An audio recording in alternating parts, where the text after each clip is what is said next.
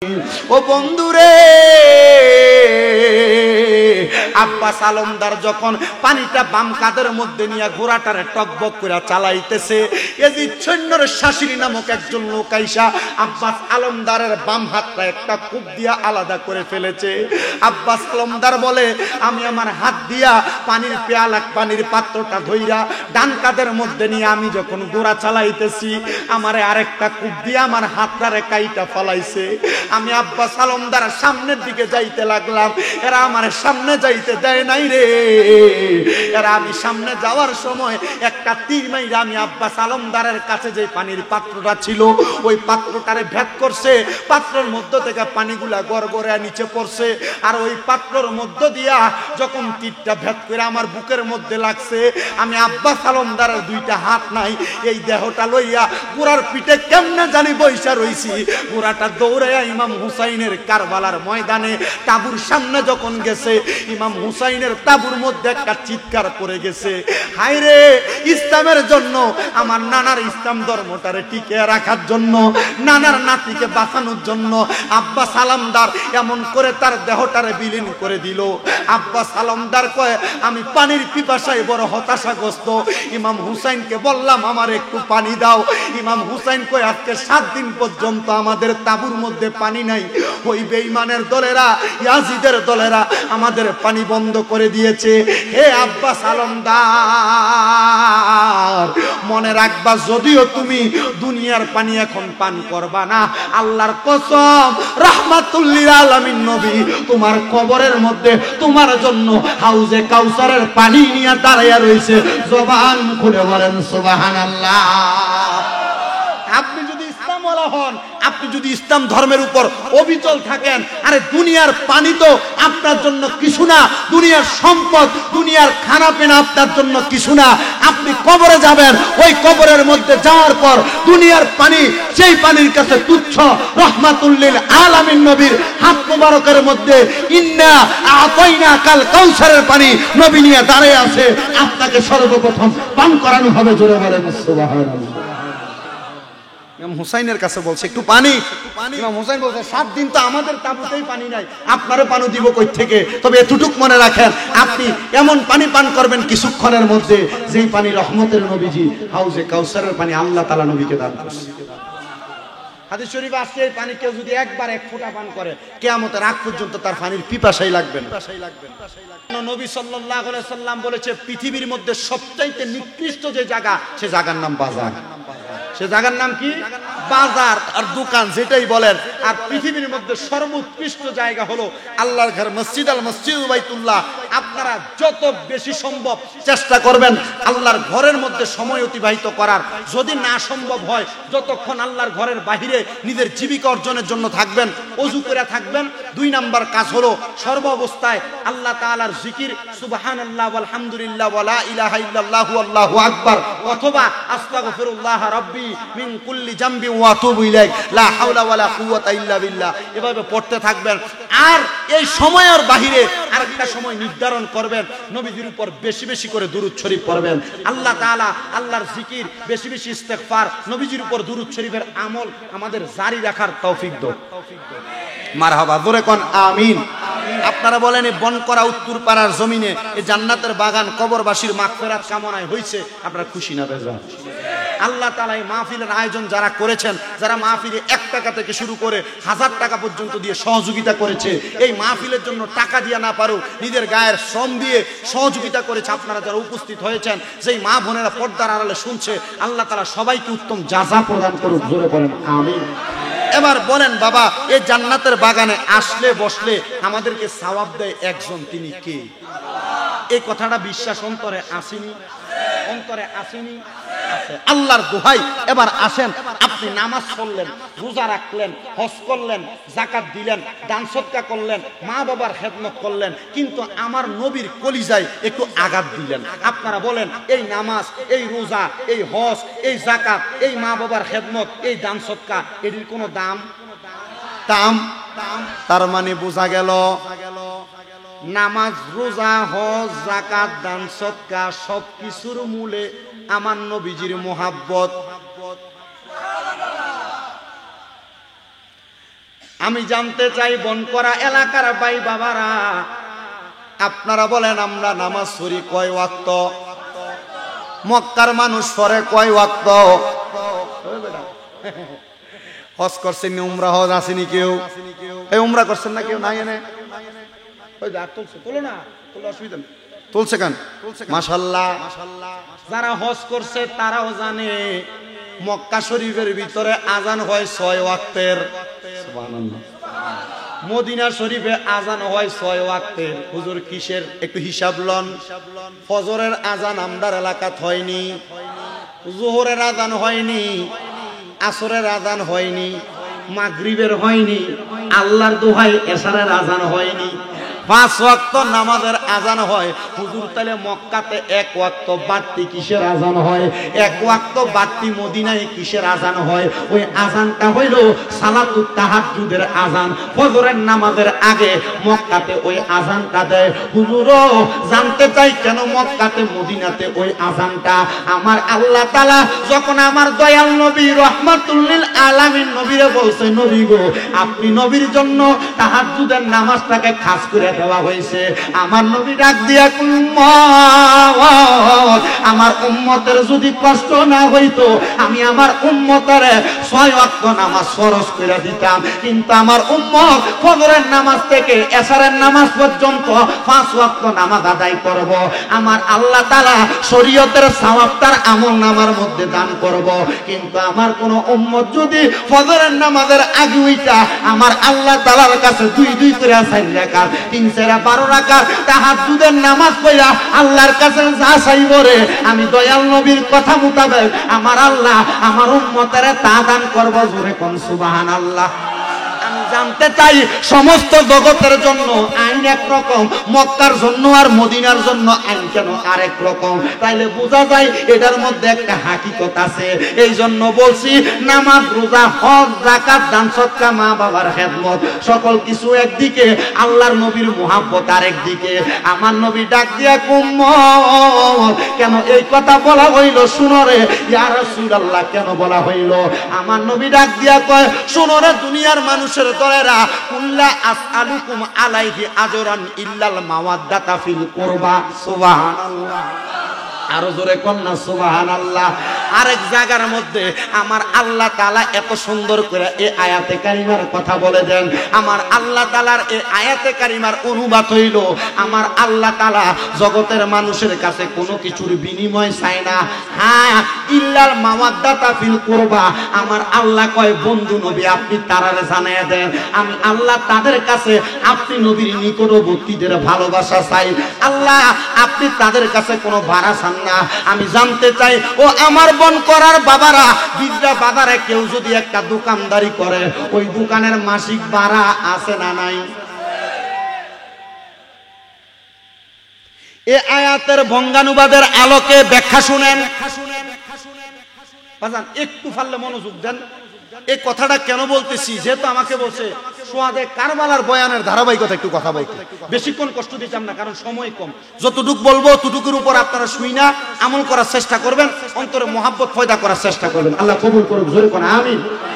আমার বাবারা, বন্ধুরা গভীর মনোযোগ দেন। আল্লাহ বললেন, বন্ধু আপনি তাদেরকে জানিয়ে দেন আমি আল্লাহ তাদের কাছে কোনো ভাড়া চাই না, ইল্লাল মাওয়াদ্দাতা ফিল কুরবা, কিন্তু আপনার নিকটবর্তী যারা তাদের ভালোবাসা চাই। এবার আসেন বাবাজিরা, আমার আল্লাহ তাআলা কেন এই কথাটা বললেন? বাজারের মধ্যে দোকান ভাড়া নিলে একটা মানুষ দোকানের ভাড়া আদায় করে মনে করেন 2000 টাকা। কারণ কি? দোকানটা সে বাড়ায় চালায়। এই জন্য আমরা যে আল্লাহর বান্দা, আল্লাহ আমরারে খাওয়ায়, আল্লাহ আমরারে পড়ায়, রিজিক দেয়, আমাদেরকে দুনিয়াতে চলার জন্য ক্ষমতা দিলেন, শক্তি দিলেন, কিন্তু আমার আল্লাহ তাআলা আমাদের কাছে এখনো পর্যন্ত কোনো টাকা চায় নাই, পয়সা চায় নাই, ভাড়া চায় নাই। আল্লাহ তাআলা আপনি কেন বললেন আপনি তাদের কাছে কিছু চান না?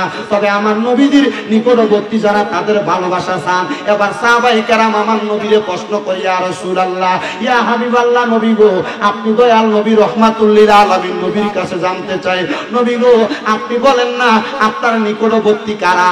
আমার দয়াল নবী রহমাতুল লিল আলামিন নবী বলতেছে আমি নবীর নিকটবর্তী হইল আমার কলিজার টুকরা কন্যা হযরতে ফাতেমাতুজ জোহরা রাদিয়াল্লাহু তাআলা আনহা। আমি নবীর নিকটবর্তী হইল তারা হযরতে আলী রাদিয়াল্লাহু তাআলা আনহু। আমি নবীর নিকটবর্তী হইল তারা যারা আমি নবীর কলিজার টুকরা বংশধর। ওরে বন্ধু, আপনারে যদি বলা হয় আপনার নিকট আত্মীয়কে, আপনি আগে আপনার ফুতের কথা বলবেন, আপনার বউয়ের কথা বলবেন, কিন্তু আমার নবী নবীর ফুতের কথা কয় না, নবীর কলিজার টুকরা কন্যার কথা বললেন। হুজুর কেন কেন? আমার নবীজি জানে আমার নবীজির কলিজার টুকরা কন্যা হযরতে ফাতেমাতুজ জোহরা দুনিয়ার কোন সাধারণ নারীর মতো নারী না। আমার আল্লাহর নবী ঘোষণা করে আল ফাতেমাতু সাইয়্যিদাতুন নিসাই আহলিল জান্নাহ। হযরতে ফাতেমা হইল জান্নাতের মহিলাদের সরদারিনী। হে আমার বনকরা এলাকার পর্দার অন্তরালের মা বোনেরা, তোমরা যে নামাজ পড়ো, রোজা রাখো, মা বাবার খেদমত করো, স্বামীর খেদমত করো, শ্বশুর শাশুড়ির খেদমত করো, এগুলা করার কারণে আল্লাহ তাআলা তোমাকে ইন্তেকালের পরে যে জান্নাত প্রদান করবে, এই জান্নাতে একা থাকবা না, ওই জান্নাতে তুমি মহিলাদেরকে নেতৃত্ব দিবে নবীজির কন্যা হযরতে ফাতেমাতুজ জোহরা। জোরে জোরে বলেন সুবহানাল্লাহ। ইয়া রাসূলুল্লাহ কেন বললেন তাদের কথা? নবী বলে হাসান হুসাইনের ব্যাপারে শুনো, আল হাসান ওয়াল হুসাইন সাইয়্যিদা শাবাবি আহলিল জান্নাহ। হাসান হুসাইন হলো জান্নাতের যুবকের সরদার। এ যুবক ভাইরা, আপনারা যে নামাজ পড়েন, রোজা রাখেন, হজ করেন, যাকাত দেন, দান সদকা করেন, মা বাবার খেদমত করেন, আমার আল্লাহ তাআলা আপনাদেরকে জান্নাতে দেওয়ার পর আপনাদের সরদার বানাইব ইমাম হাসান হুসাইনকে। আর হযরতে মৌলা আলী রাদিয়াল্লাহু তাআলা আনহু হইল ইলমের শহরের দরজা। এবার আসেন, এদের কেন এত সম্মান, এদের কেন এত দাম? আমার আল্লাহ তাআলার পেয়ারা হাবিব বলেন, একদিন শীতের সকালবেলা ফজরের নামাজের পরবর্তী সময়ে আমি নবীজি মসজিদে নববীর মধ্য থেকে বের হইলাম। বের হওয়ার পরে আমি নবীর শরীর মুবারকের মধ্যে একটা কালো রঙের পশমি চাদর ছিল। কি রঙের? কালা রঙের পশমি চাদর। আমার নবী চাদর মুবারকটা গায়ের মধ্যে জড়াইয়া নবী যখন বের হইলেন, আস্তে আস্তে করে নবীজি ফাতেমাতুজ জোহরার ঘর মুবারকের সামনে গেলেন। যাওয়ার পরে আমার দয়াল নবী রহমাতুল লিল আলামিন নবী মা ফাতেমার ঘর মুবারকের মধ্যে প্রবেশ করলেন। দয়াল নবী রহমাতুল লিল আলামিন নবী প্রবেশ কইরা নবীর চাদর মুবারকটারে এমন করে মেইলা দিলেন। এমন টাইমে নবীজির সামনে হযরত ফাতেমাতুজ জোহরা আগমন করলো। নবী কয়, ফাতেমা তুমি আমার চাদরের নিচে প্রবেশ করো। হযরত আলী আসার পরে নবী কয়, হযরত আলী তুমি আমার চাদরের নিচে প্রবেশ করো।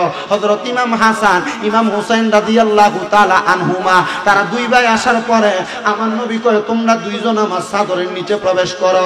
মাঝখানে আমার নবী, ডাইনে বামে হযরত ফাতেমা, হযরত আলী, হযরত হাসান হুসাইন রাদিয়াল্লাহু তাআলা আনহুমা, এই চারজন মিলা আমার নবী মাঝখানে হইল কয়জন?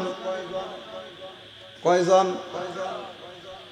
এবার আমার নবী দোয়া করে আল্লাহর কাছে, আল্লাহুম্মা হাউলাই আহলু বাইতি। সুবহানাল্লাহ। কোরআনুল কারীমের আয়াত, আল্লাহুম্মা হাউলাই আহলু বাইতি। আল্লাহ তাআলার কাছে নবীজি দোয়া করে, আল্লাহ আপনি এদেরকে বরকত দান করেন, হাউলাই আহলু বাইতি, যারা আমার আহলে বায়াত। আল্লাহ তাআলার কাছে নবীজি দোয়া করার সাথে সাথে আল্লাহ আয়াত নাযিল করে দিয়েছে, ইন্নামা ইউরিদুল্লাহু লিইউযহিবা আনকুমুর রিজসা আহলাল বাইতি ওয়া ইউতাহহিরাকুম তাতহীরা। জোরে কোন সুবহানাল্লাহ। আমার আল্লাহ আয়াত নাযিল করে দেয়, নিশ্চয়ই যারা আপনি নবীর আহলে বায়াত, আমি আল্লাহ এদেরকে পুত পবিত্র করে দিলাম, মানে এদের মধ্য থেকে সকল প্রকার অপবিত্রতা দূর করে আমি আল্লাহ এদেরকে পবিত্র বানিয়ে দিলাম। ইয়া রাসূলুল্লাহ, ইয়া হাবিবাল্লাহ, নবী গো আপনার এই আহলে বায়াতদেরকে তো পবিত্র করা হইল। নবী যখন চাদর মুবারকটা এমন ভাবে মেললেন, এই জায়গার মধ্যে আমার নবীর কলিজার টুকরা একজন স্ত্রী ছিলেন। ওই চাদরটা দইরা আমার নবীজির স্ত্রী চাদরের নিচে প্রবেশ করবে। এমন টাইমে আমার নবী ডাক দিয়া কয়, ও আমার কলিজার টুকরা স্ত্রী, তুমি তোমার জায়গায় সম্মানিত, এরা এদের জায়গায় সম্মানিত। নবী গো কেন আপনি এই কথা বললেন? আমার নবী কয়, কারণ আমার আহলে বায়াত হইল নাজাতের করি, যারা আমার আহলে বায়াতকে ভালোবাসবে তারা যেন আমি নবীরে ভালোবাসলো, যারা আমার আহলে বায়াতকে ঘৃণা করবে, আমার আহলে বায়াতকে মুহাব্বত করবে না, তারা যেন আমি নবীর সঙ্গে দুশমনি করলো। তাহলে আমি আগে বললাম নবীর ভালোবাসা আগে, নামাজ পড়ে, রোজা পড়ে, হজ পড়ে, যাকাত পড়ে, যদি আপনার নামাজ রোজা সবকিছু থাকে, নবীর মুহাব্বত না থাকে লাভ। তাহলে আবার নবী কয় আহলে বায়াতরা যারা ভালোবাসে তারা যেন আমি নবীরে ভালোবাসে, আহলে বায়াতরা যার সাথে যারা দুশমনি করে তারা যেন আমার সাথে দুশমনি করে। এবার বলেন ওই আহলে বায়াতের ভালোবাসা আমরার অন্তরে রাখার দরকার আছে না নাই? বলে হুজুর আছে। এবার শুনেন বাবাজিরা, বন্ধুরা, আহলে বায়াতের ধারাবাহিক কথার মধ্য থেকে চলে যায় কারবালার বয়ানের মধ্যে। বলে হুজুর কেন? কারণ কারবালার বয়ানের মধ্যে আহলে বায়াতের ভালোবাসার উৎকৃষ্টতা প্রমাণ রয়েছে। হুজুর কেন? আল্লাহর হাবিব সাল্লাল্লাহু আলাইহি ওয়াসাল্লাম যখন দুনিয়া থেকে নবীর রওজা মুবারকের মধ্যে চলে গেলেন, নবীর কলিজার টুকরা নাতি হযরত ইমাম হুসাইন রাদিয়াল্লাহু তাআলা আনহু সহ কারবালার ময়দানে 70 মতান্তরে 72 জন নবীজির আহলে বায়াতের সদস্যদের দলের অন্তর্ভুক্ত মানুষ, তারা কারবালার ময়দানে শাহাদাত করে তাদের রক্তগুলা কারবালায় দিয়া তারা ইসলাম জিন্দা করেছেন। এইজন্য একজন আশিক বলে ইসলাম জিন্দা হোতা হে হার কারবালা কি বাত, ইসলাম জিন্দাই হইছে কারবালার পরে। ও বন্ধু কেন কেন শুনে নেন, কারবালার ময়দানের মধ্যে কত মানুষ, কিন্তু নবীর বংশধরের পক্ষে এত মানুষ নাই। নবীর বংশধর হযরত ইমাম হুসাইন ওনার পরিবার নিয়ে কারবালার ময়দানে গিয়েছেন, তার সঙ্গে মাত্র 70 থেকে 72 জন সদস্য লইয়া কারবালার ময়দানের মধ্যে যাওয়ার পরে ওই কারবালার প্রান্তরের মধ্যে এজিদ বাহিনীরা ইমাম হুসাইনের জন্য পানি বন্ধ করে দিছে। কিন্তু ইমাম হুসাইন কারবালায় যাওয়ার আগে আরো একজন সদস্য কারবালার ময়দানে গিয়েছে, তার নাম হইল হযরতে আব্বাস আলামদার রাহমাতুল্লাহ আলাইহি রাদিয়াল্লাহু তাআলা আনহু। আব্বাস আলামদার রাদিয়াল্লাহু তাআলা আনহু বলে আমি দেখলাম নবীর বংশধর যারা এদের প্রত্যেকে পানির পিপাসায় জিহ্বাটা কেমন জানি করে। আমি এমনও দেখেছি হযরত ইমাম হুসাইনের 2 জন সন্তান, একজনের নাম আলী আসগর, একজনের নাম আলী আকবর। হযরতে আলী আকবরের জিহ্বা শুকিয়ে গেছে, উনি পানির জন্য হাহাকার করে। ইমাম হুসাইন রাদিয়াল্লাহু তাআলা আনহু বলেছে আলী আকবর তোমার যে তো জিহ্বা শুকিয়ে গেছে, তুমি তোমার জিহ্বাটা আমি ইমাম হুসাইনের জিহ্বার সঙ্গে লাগায়া দাও, জিহ্বাটা চুষতে থাকো, দেখো না তুমি একটু পানি পাও কিনা।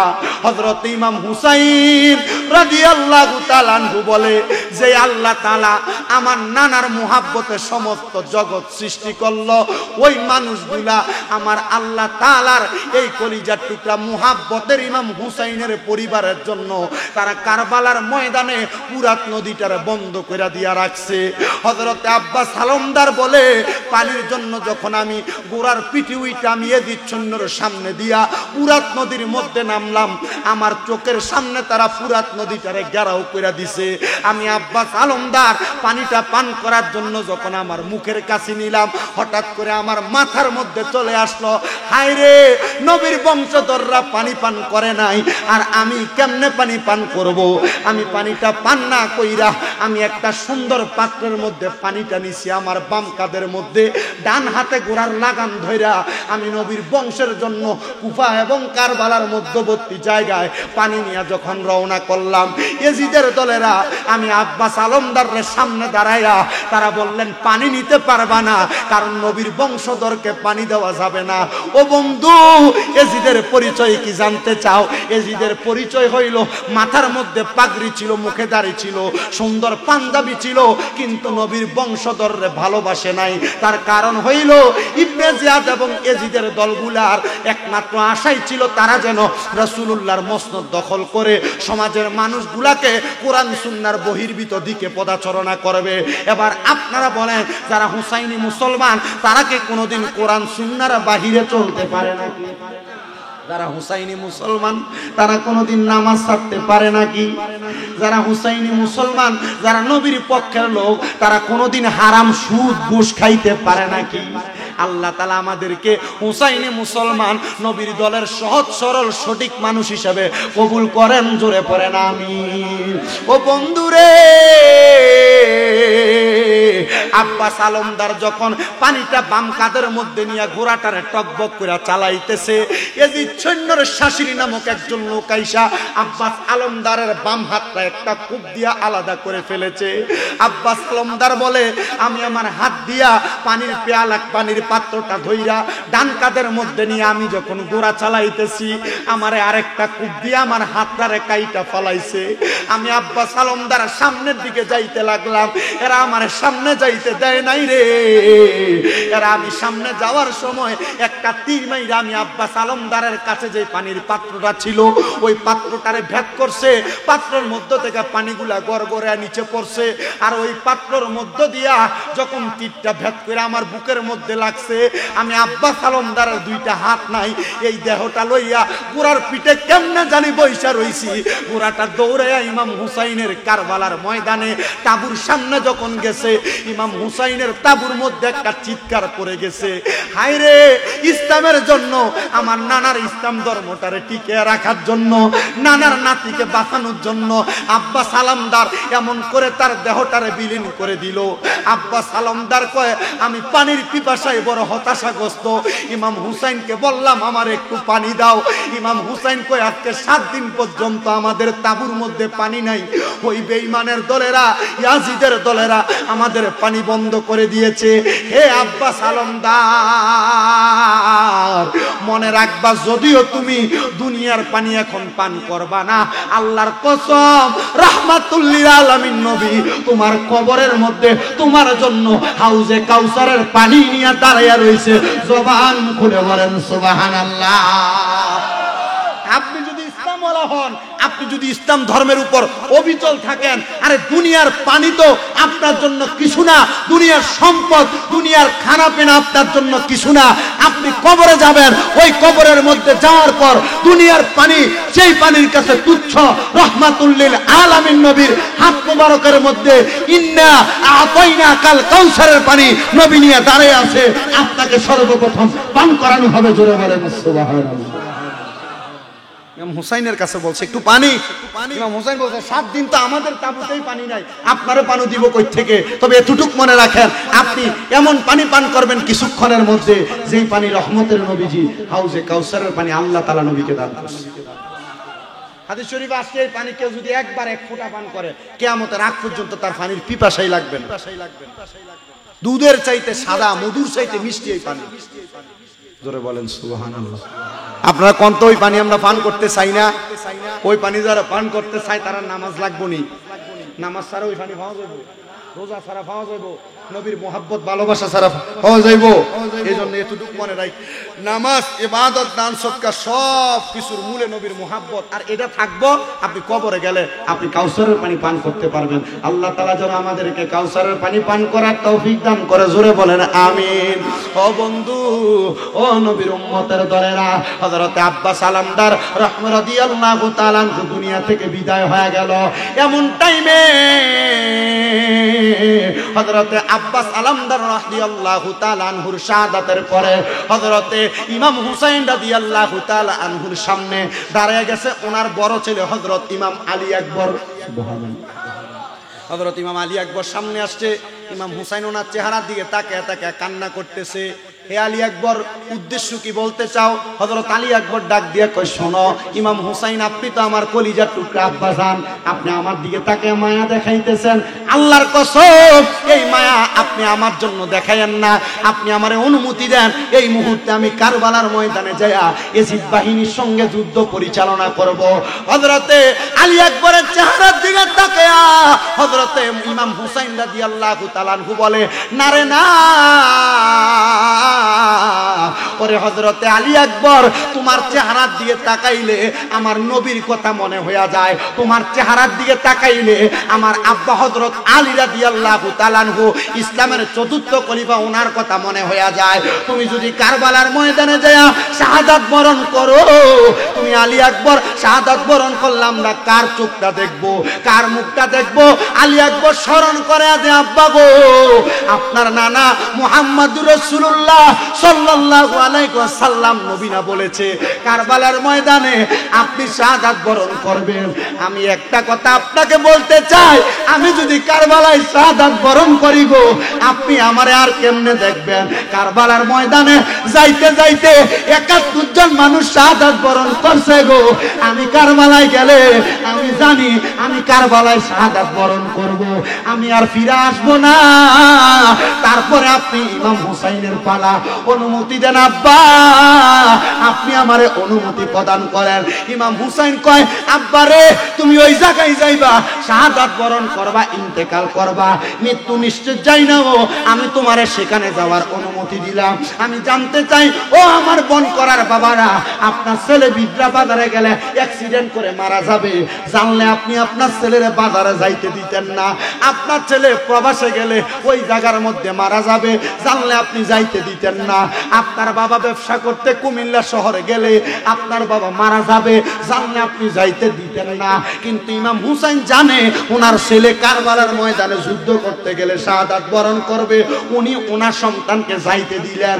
শুধু যাওয়ার সময় বলছে, হে আমার কলিজার টুকরা সন্তান, কারবালায় তো যাইবা, তবে শুনো, কারবালায় শাহাদাত বরণ করলে কবরের মধ্যে তোমার সঙ্গে আমার নবীর লগে দেখা হইব। বলে হ্যাঁ। বলে ১ নম্বরে তুমি আমার নবীরে আমি হুসাইনের একবার সালামটা দিও। ২ নাম্বার, কবরে যাওয়ার পর তোমার সঙ্গে আমার মা ফাতেমার দেখা হবে, সেখানে গেলে তুমি ওনারে আমার একটা সালাম দিও। ৩ নাম্বার, সেখানে গেলে তোমার সাথে আমার আব্বা যিনি বেলায়েতের বাদশা, ওনার সঙ্গে দেখা হবে, একবার ওনারে আমার সালাম দিও। তোমার সঙ্গে ৪ নাম্বার, আমার বড় ভাই ইমাম হাসানের সঙ্গে দেখা হবে, আল্লাহর হস্তে তুমি আমার বড় ভাইরে আমার সালাম দিও। বলে ও আব্বা কেন? বলে শোনো রে, আমি গতকালকে রাত্রবেলা খুয়াবের মাধ্যমে, স্বপ্নের মাধ্যমে দেখেছি আমার মা, আমার আব্বা, আমার বড় ভাই আর আমার নানা মুহাম্মদুর রাসূলুল্লাহ সুন্দর একটা খাবারের থালা নিয়ে বসে আছে। আমি ঘুমের ঘরে স্বপ্নে আমার আব্বা, আম্মা, আমার নানা আর বড় ভাইরে জিজ্ঞাসা করলাম, এত সুন্দর খাবার আপনাদের সামনে, আপনারা কেন খান না? আমার আম্মা জান আমার উত্তর দিছে, ও হুসাইন রে, এই খাবারের মালিক হইল ৫ জন, আমরা আছি ৪ জন, আরেকজন মালিক এখনো আসে নাই, এই জন্য আমরা খাবারটা খাই নাই। জিজ্ঞাসা করলাম মালিককে, বলে মালিক হইল তুমি ইমাম হুসাইন, অল্প কিছুদিনের মধ্যে তুমিও আমাদের কাছে আসবা, তুমি আসলে একসাথে একই দস্তরখানার মধ্যে আমরা জান্নাতের খানাগুলা পান করব। ও বন্ধুরে বন্ধুরে বন্ধুরে, নবীর কলিজার টুকরা নাতি কিছুদিন পরে জান্নাতের খাবার আহার করবে, এটা আমার নবী যাই না জানাইয়া দিছে। এবার বলেন, এই জানা এবং জানানোর ক্ষমতা দেয় একজন, তিনি কে? আমার আল্লাহ ক্ষমতা দিলে পৃথিবীর কোনো মানুষ ধইরা রাখতে পারে না। আরে হযরত আলী আকবর যখন কারবালার ময়দানে যায়, কত মানুষ আলী আকবরের সামনে আসে, আলী আকবরের তরবারি থেকে বাঁচতে পারে না। হযরত আলী আকবর সামনে আইসা ডাক দিয়ে কয়, ও জগৎবাসী, আমি যখন একে ৮০ থেকে ৯০ জন মানুষকে আমার একটা তরবারি দিয়া আঘাত করতে করতে মাটির মধ্যে শোয়া ফেলাইছি, আমার সামনে যখন কেউ আসে না, আমি আলী আকবর পানির পিপাসায় লিপ্ত, আমি পানির জন্য যখন কান্না করতেছি, ডাকতেছি, এমন টাইমে আমার আব্বা ইমাম হুসাইন পেছন থেকে ঘোড়ার পিঠে বইসা ডাক দিয়া কয়, এরে আলী আকবর, এখন কেন পানির জন্য কান্না করো? পানির জন্য ডাকো, অল্প কিছুক্ষণের মধ্যে জান্নাতের পানি পান করবা, এখন আর পানির জন্য ডাকাডাকি করবা না। হযরত আলী আকবর বলে 101 জন পর্যন্ত আমি আলী আকবরের তরবারি থেকে বাঁচতে পারে নাই। আরে শরীরের শক্তি দিয়া নবীর প্রেমিকেরা যুদ্ধ করে নাই, কারবালার ময়দানে আহলে বায়াতেরা যুদ্ধ করে নাই, তারা যুদ্ধ করেছে ঈমানের শক্তি দিয়া। আপনারা বলেন এমন ঈমানি জজবা আমাদের দেহের মধ্যে আনার দরকার আছে না নাই?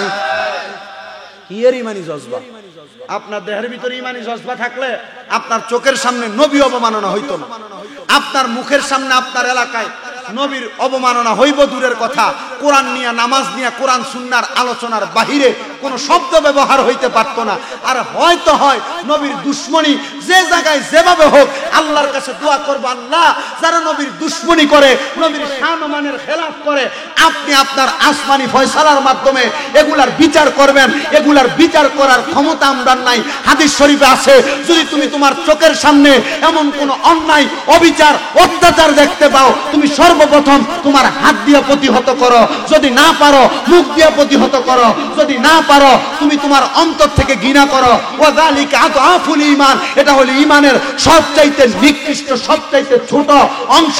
এবার আপনারা বলেন আমরা হাত দিয়ে প্রতিহত করতে পারি আর না পারি, মুখ দিয়ে বলবো, মুখ দিয়ে পারি আর না পারি, আমরা অন্তর দিয়া নবীর দুশমনদেরকে ঘৃণা করার দরকার আছে না নাই? সামনেই এই জিলকদের পরে জিলহজের পরে পবিত্র মুহররম মাস, নবীর আহলে বায়াতের সম্মানের মাস। ওই মাসে আহলে বায়াতের সম্মান বর্ণনা করার দরকার আছে না? একটু দোয়া করে এদের জন্য, দোয়া এদের কাছে, এদের উসিলা আল্লাহ যেন আমাদেরকে মাফ করে, এমন দোয়া করার দরকার আছে না? হযরত ইমাম আলী আকবর যখন শাহাদাত বরণ করলেন, আমার দয়াল নবী রহমাতুল লিল আলামিন নবীর নাতি ইমাম হুসাইন বলে, শাহাদাত বরণ করার পর আমার অন্তরের ভিতরে মায়া। সন্তান মারা গেলে মার মনে মায়া আছে না? বাবার মনে মায়া আছে না? এত মায়া। আলী আকবর কয় আমি আল্লাহ তাআলার কাছে, হযরতে ইমাম হুসাইন কো আল্লাহর কাছে দোয়া করলাম, আল্লাহ আপনি আমার সন্তান আলী আকবররে কবুল ও মঞ্জুর করেন। এবার আমার আল্লাহ তাআলার পেয়ারা হাবিব কি বলে শুইনা নেন। কোন মা মারা যাওয়ার পরে কোন সন্তান মারা যাওয়ার পরে কোন মা বাবা যদি দোয়া করে, আমার আল্লাহ তাআলা তাদের দোয়া লগে লগে কবুল করে। আবার অপর হাদিসের মধ্যে পাইলাম আমার নবী ঘোষণা করে, কোন সন্তান মারা যাওয়ার পরে কোন মা বাবা মারা যাওয়ার পরে কোন সন্তান যদি তার চোখের মণিকোটার মধ্যে একটা মাছির মাথা পরিমাণ পানি ছাইরা দিয়া কান্দে, খোদার কসম ও জগৎবাসীরা শুনে নাও, আমার আল্লাহ তাআলার কাছে দোয়া করার কারণে আমার আল্লাহ তাআলা তার মা বাবার জীবনের গুনাহ, চোখের পানিগুলা মাটিতে পড়ার আগে মাফ করে দেয়।